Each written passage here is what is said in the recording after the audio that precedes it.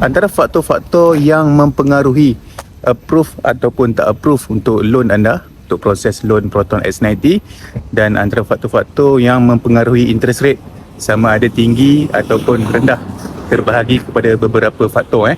Antara faktor-faktor yang memberi kesan kepada interest rate, yang pertama ialah berkaitan rate gaji, sama ada tinggi ataupun rendah.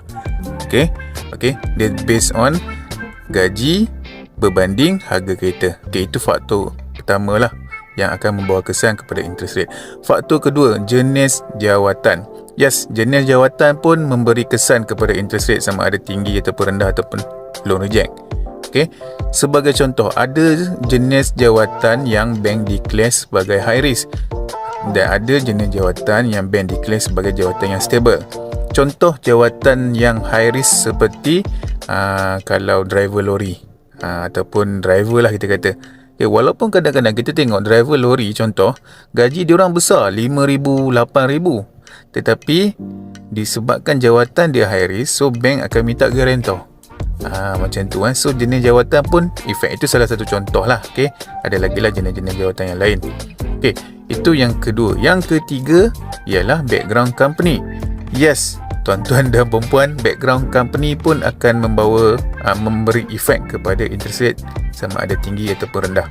Okey, contoh untuk background company, kalau jenis yang bekerja di government, which is bank akan declare sebagai company yang kukuh lah, ya, kerja kerajaan kan. Okey, kalau yang bekerja di swasta, kalau macam company yang dia ada level macam enterprise ataupun senang berhad ataupun berhad, kalau enterprise ni which is susah sikit untuk approve loan, dan kalau approve pun mungkin interest rate tak cantik. Sebab enterprise ni kita dalam kategori list level company, enterprise yang paling bawah lah. Okay, so kalau company yang kukuh macam berhad, senang berhad, itu lebih kukuh. Benda itu, faktor itu efek kepada interest rate, sama ada tinggi ataupun rendah. Itu yang ketiga. Yang keempat ialah komitmen.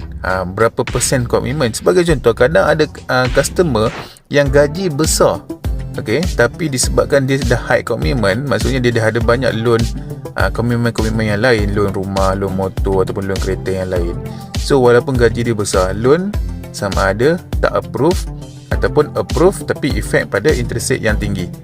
Itu faktor yang keempat. Kita tengok pada komitmen. Seterusnya, faktor apa? Faktor background membayar hutang. Okey, secret dan situs record.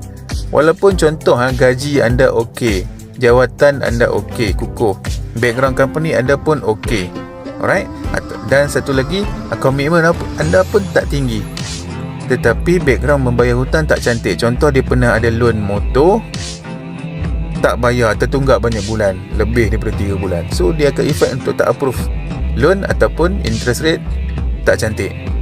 So itu antara faktor-faktor yang memberi kesan kepada interest rate. Okey, senang cakap, sebenarnya interest rate ni selain daripada bank negara yang naikkan interest rate, OPR naik, untuk interest rate yang tak cantik ataupun interest rate yang tinggi, dia tengok pada background customer. Lagi strong background anda, lagi cantik background anda, lagi rendah lah interest rate.